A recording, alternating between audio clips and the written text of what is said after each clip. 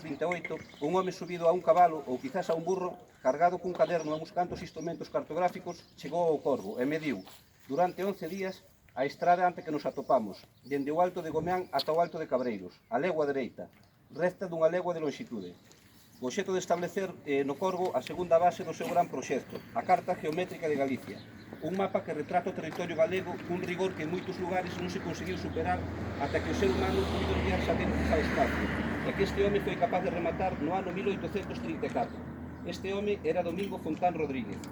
Fontán é seguramente un descoñecido para vostedes, e sería imposible contar en pouco tempo a ampla andadura deste home durante os seus 78 anos de vida.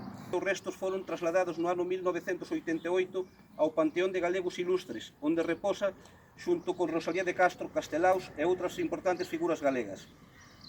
Hoxe ímonos centrar principalmente na súa faceta como xeógrafo, que o fai merecedor do recoñecemento que imos otorgarlle. O compañero Mario Outeiro foi quen tivo a iniciativa deste homenaxe, e a corporación, por unanimidade, acordou poñerlle o seu nome a esta rúa na súa honra.